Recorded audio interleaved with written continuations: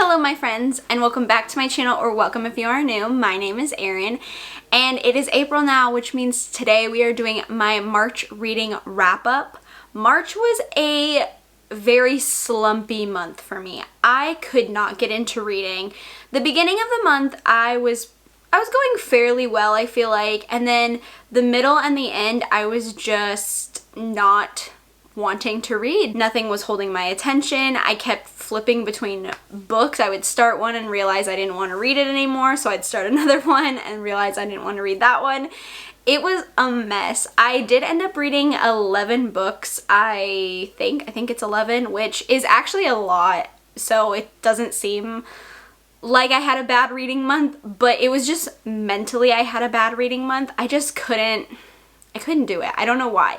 April is shaping up to be much better right now, but again, the beginning of the month I'm usually going, and then at the middle and the end I don't want to read. So fingers crossed April is a better reading month for me, but yeah, let's talk about the books I read in March. So we are going to start with a book that I DNF'd. I did not finish it. I stopped reading 50% of the way in, and that is The Body Will Follow by Rob E. Bowley. I did receive this book from NetGalley. I got a copy in exchange for an honest review, and this book was just not for me, okay? This is just not something I personally want to read. Again, I'm sure there are people that loved it. It's just, for me personally, I'm not a fan of the content. So this book is about Carrie, who is possessed by these things that she calls the wishes, and they force her to have random sex with like a lot of people, men, women, underage teenagers. Then she finally gets exorcised, the wishes leave. However, her life is in ruins because they ruined all her relationships, they drained her bank account, they ruined her job. It's, you know, her life is falling apart. So the beginning is her possessed and just giving you some background information, and then after she gets exorcised, the rest of the book is about her piecing her life back together with a guy that she was forced to have random sex with. This book made me incredibly uncomfortable. I don't mind rape in books. Again, I don't mind it as long as it feels like there is a purpose and it doesn't just feel like rape for the sake of rape, and I could not get past this book. I even made it to the point after she gets exorcised, and I mean, I made it 50% of the way in, but the beginning just left such a sour taste in my mouth. It was so uncomfortable to read, and you know, I don't know, it just felt odd. I liked the idea of a book focusing on the aftermath of a possession. I think that's really interesting, but I don't really know why the possession had to be so rape-centered. It was just so centered around it, and it was so uncomfy to read, and I feel like the author did not get women to read this book for him and kind of get their opinions, because if I had been someone that they had come to read this and give feedback, I would have told them to not do this because I just think it's really inappropriate. I get horror is a genre where you push boundaries and nothing's off limits, and you know, you're supposed to take the worst things possible and apply them to your book, and I'm fine with that. But I feel like it has to have a purpose. It really has to have a purpose. You just don't include that stuff for the sake of including it just to be like edgy or, you know, just for shock value. I feel like that's not really good. I mean, I don't know what else to say. I just felt super uncomfortable while reading it. I just, you know, it was weird. As a woman, I just could not read that and feel okay about it. So that's my personal opinion. I'm sure people feel differently. I just don't like it. So I DNF'd it. I did not care for it. I didn't want to finish it. Okay, let's move on to a 2-star rated book. This one is White is for Witching by Helen Oyeyemi. I think that's how you say her last name. I looked up pronunciations. So this story, it took me forever to read this story. I could not get into it, okay? I was reading maybe a chapter every few days because I just was so bored with it. I found this book to be very confusing, and honestly, it's one of those books where I felt very stupid while reading it. I felt like maybe I wasn't smart enough to understand what was going on. Like, it was very obvious, but maybe my brain just isn't up to the challenge of handling it. I feel like it made me feel very I'm just dumb. I don't know how else to explain it. The writing is so riddle-like. It's almost as if the author isn't coming right out and saying what's going on. It's very hidden, like hidden messages. I mean, that's how I felt while reading it. I don't understand this story. I mean, I get that it's a haunted house story. I get it. But it was just odd. It was weird.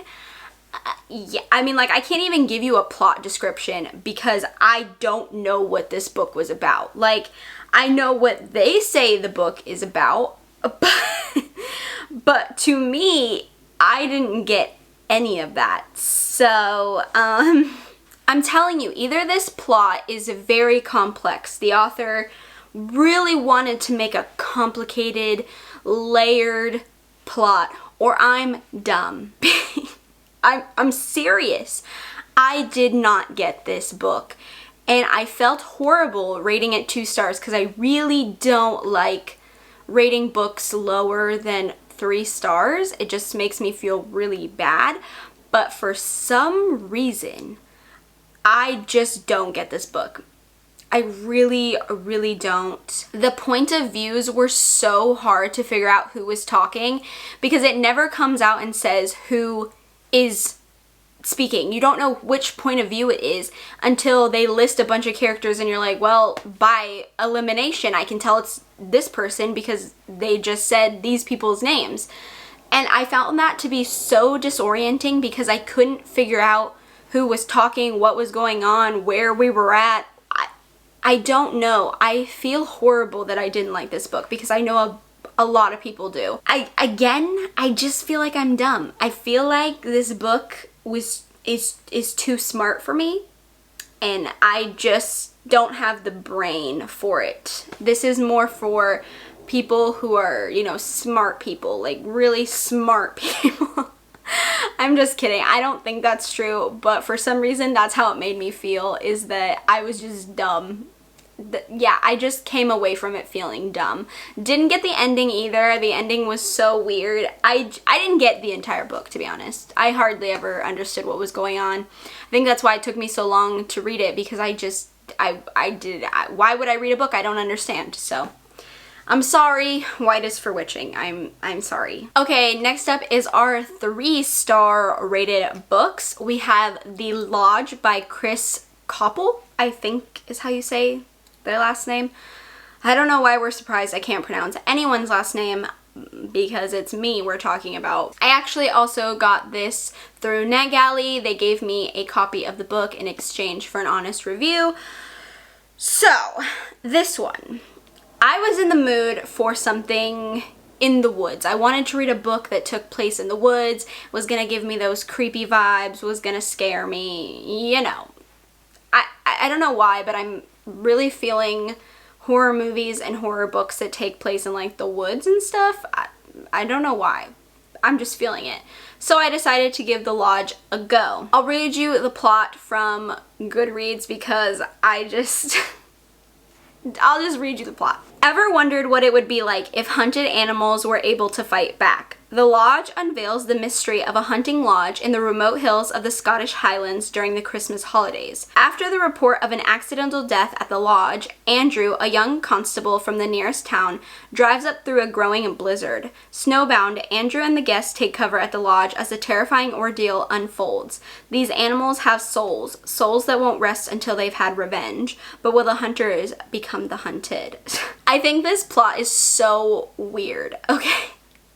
I don't really get it. I guess it's kind of interesting, and it's a take on being in the woods trope, and you know, bad things happen. So it is a spin on that. It's a different take. It's a little different.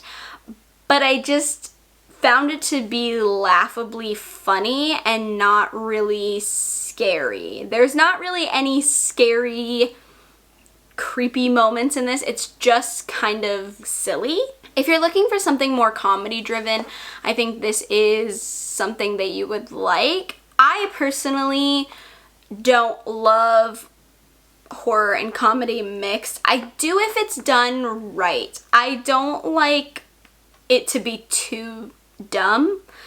I think it needs a good balance of funny and scary, and this isn't that, in my opinion. I don't find it to be scary at all. I think it's more funny than anything. But again, I picked it up because I wanted something that took place in the woods with an isolated, you know, area. They had bad weather. They're gonna be stuck in one place. So I picked it because of that. The writing I felt like was a little bit odd and choppy, especially in the beginning. A lot of the dialogue between certain characters doesn't make sense. It feels very forced and odd, like the characters don't know how to interact with humans. It feels weird. It just doesn't make sense to why they're talking the way they are, or just certain scenes with characters doesn't make sense. Like they could have been taken out. They didn't add anything to the plot. They were just kind of like there and weird. So I didn't love that. I will say the ending and the plot twist was pretty funny, and I did like it. I thought it was a good twist, but again, I didn't love this book. It's just not for me. It's not something I would typically gravitate towards. It's just more jokey than it is scary. Yeah, so overall it was fine, but I didn't love it. Next up is Night of the Mannequins by Stephen Graham Jones.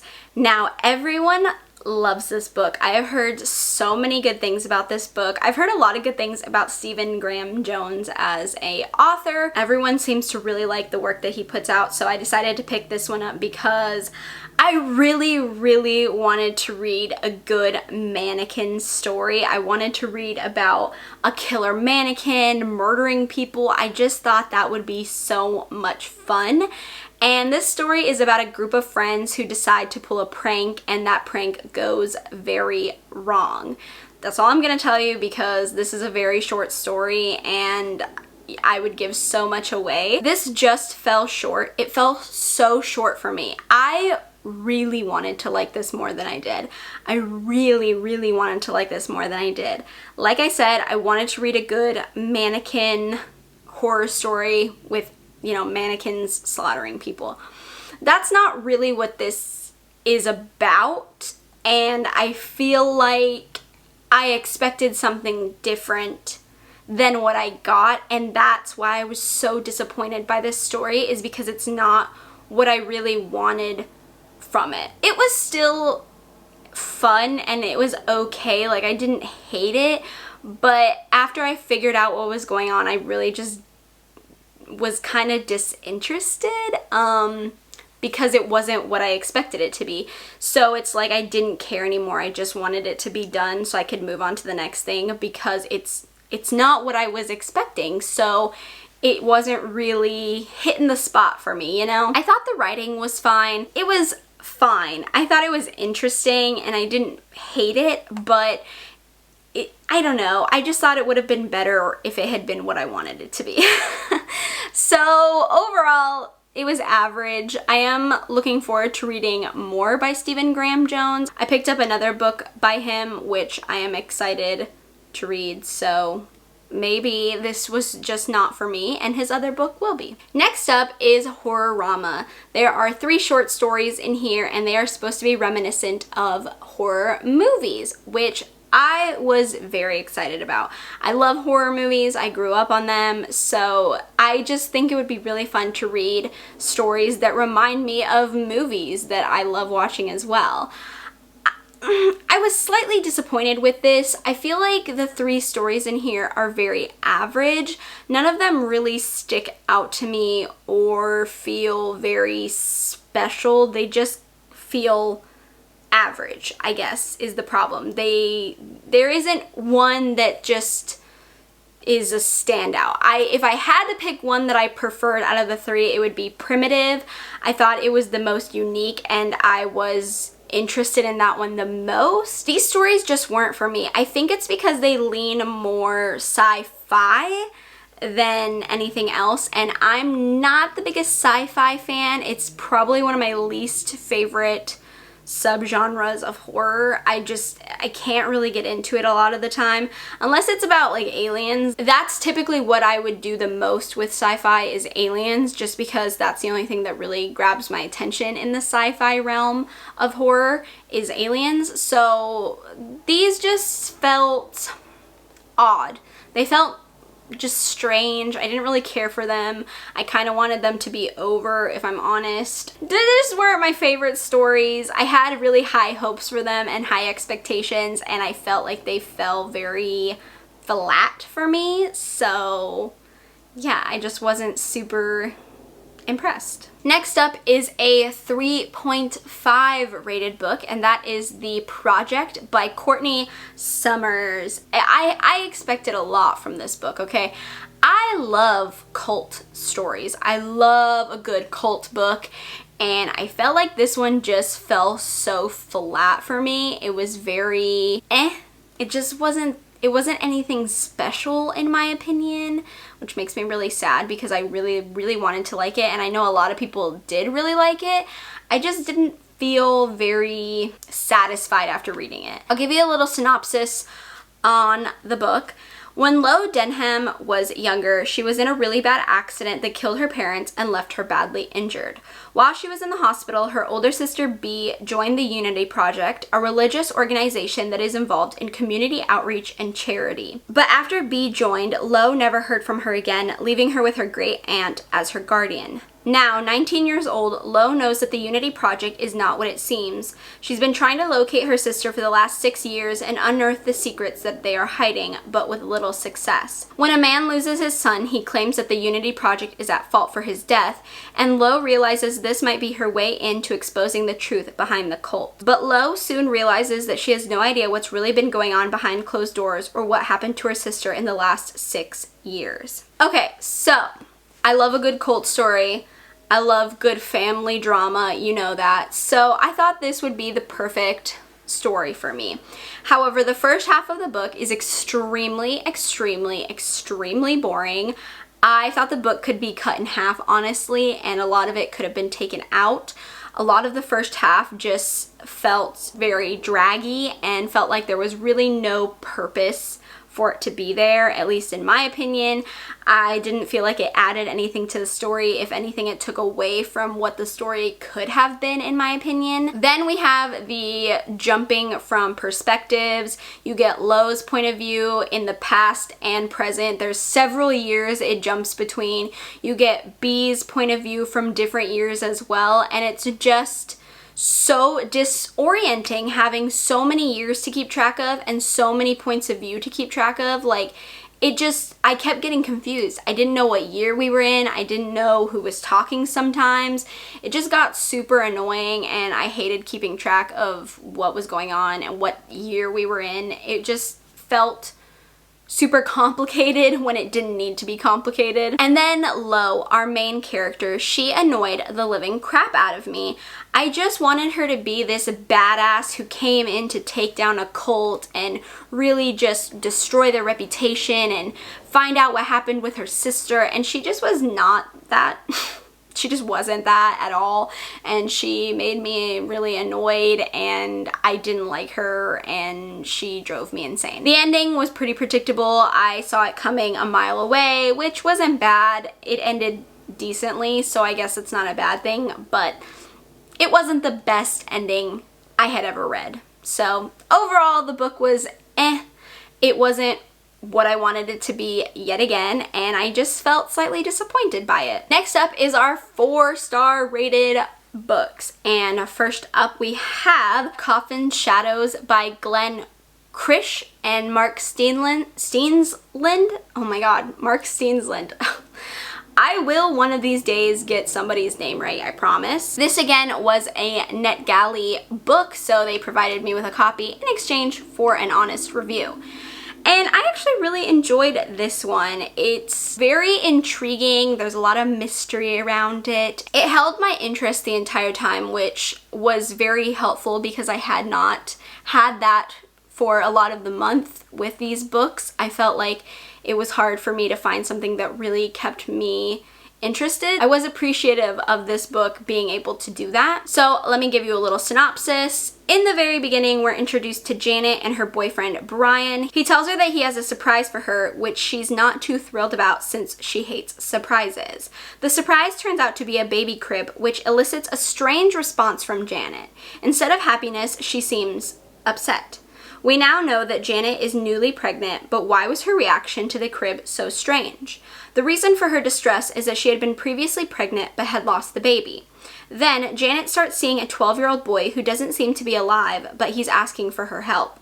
Her therapist says she needs to go home and confront her past and get closure that she desperately needs to move on. There's a lot of mystery here. There's some drama, some family drama. There's a lot to unpack with this one. And it's a very, very short novella, which it kept it very fast-paced and intriguing. I also feel like the length hindered the novella a bit because I would have liked just a little bit more. Maybe just like 30 plus pages to let me connect to Janet a bit more and for it to not feel too rushed. I just felt like it kind of went too fast and it didn't feel finished. It felt very rushed, I guess. But overall, I did enjoy it. I liked the plot. I thought it was really fun. Some of it did seem a little predictable to me, but again, I didn't really mind too much because it held my attention and I didn't hate the book. I really enjoyed it. So yeah. Overall, this was a pretty good one. Next up is The Rotting Within by Matt Kurtz. I did a full review about this one on my channel, so I'm not going to talk too much about it. But this one felt like a movie while I was reading it. It was very creepy. There were some good disturbing moments. I felt like some of it was a little bit predictable and I would have liked a little bit variety in the ending, but I didn't hate it. I really enjoyed this and overall had a lot of fun while reading it, and I'm really excited to read more from Matt Kurtz. Next up we have In Nightmares We're Alone by Greg Sisco, and I was sent a copy of this in exchange for an honest review from Off Limits Press. There are 3 interconnected stories in this book and they're very different types of horror, which I think is very unique and kind of a great idea for someone to kind of understand the author a bit more. If this is your first time reading the author, you're gonna get a bit of a sense of how they write and what they, how they do a story, So giving the reader an option of 3 different kinds of horror is just, I think it's a really good idea. It's gonna guarantee that at least one story will hit the reader. At least one will be something that they really enjoyed and really gravitated towards, and I think that's a smart direction to go in, especially if you are a newer author. It's also very brave. I feel like a lot of authors don't tend to try and spice it up with new subgenres. A lot of them just stick to what they like and what they know and what they're good at, which, honestly, same. That's probably what I would do if I was an author because change would scare me and make me nervous. But I think it shows a lot of bravery and a lot of skill for an author to be able to you know, spice it up and change things up. The first story was my absolute favorite. It dealt with creepy dolls, and I felt that one was the most spooky and interesting, and I would have liked a full novel on just that story. And the perspective was just, it helped add to the creep factor so well. It was definitely by far my favorite. The second story, I had never seen anything quite like it. I did think it was pretty gross and disturbing, and I actually really enjoyed it a lot as well. And the third story was probably my least favorite. I just felt like it wasn't up to par with the other two, but I did enjoy it, and I think it worked for what it was supposed to do. So yeah, that was a fun one. I had a lot of fun reading that one. I'm excited to read more from the author, especially if they do more with creepy dolls, which I'm really hopeful of. Lastly, we're moving on to my 5-star reads. I only have 2 5-star books because I guess I didn't have a lot of standout books this month. I don't know. I guess a lot weren't that exciting for me. I'm not sure. But the first one is Whispers in the Mist by Darcy Coates. This is the 3rd book in the Black Winter series. Not going to talk too much about it. I have a video up if you want to see it. I love this series. I love Darcy Coates. This was fantastic. So are the other 2 books in the series. I can't wait to see how this series ends. Darcy Coates just knows how to write, and she's so talented, and everything she writes makes me feel so deeply, and I love that, and I just love these characters so much. I am so attached to them, and I really hope that their journey ends well, because if not, I think I will be devastated. And then lastly, we have The Switch House by Tim Meyer, which is just I have a full review of this one as well. This is a haunted house story with a twist. It's so unique, so different, so fresh, so mind-boggling. There are so many things to this book that I didn't see coming. It surprised me page after page. It is so different and so unique, and I literally loved it. This was a fantastic book. I could not tell you one thing I didn't like about this story. I liked everything about it. I literally love it. It's probably, this one and Whispers in the Mist are probably my 2 favorite books of the month. They were just amazing, okay? I love them so much, and I'm so happy that I was able to read more from Tim Meyer. He's extremely talented, and I look forward to reading many more books from him. So that's all I'm gonna say. And yeah, guys, that's gonna do it for my March reading wrap up. This was a very meh month for me. Like I said, I didn't have a lot of luck with books. I didn't have a lot of fun reading books. Yeah, I mean, I was just average. I'm hoping April is gonna be better. I really hope April's going to be better, because I'm just not happy with how March turned out reading wise, but alas, the month is over. We must move on and start fresh, and hopefully April will be better for me. That's all I can hope for. Well, I'm done rambling. I hope this video isn't super chaotic. I don't know until I edit it, so hopefully it's not. Fingers crossed. If you enjoyed this video, please give me a thumbs up. It lets me know what kind of content you guys enjoy from me. That way I can keep providing you with that kind of content. Feel free to subscribe to my channel if you haven't already. We can become friends, talk about books, makeup, movies, horror, all kinds of things. I do a lot on this channel, so hopefully there's something for everyone. And with that being said, I hope you guys are having a wonderful day, and I will see you on Wednesday with another video. Bye!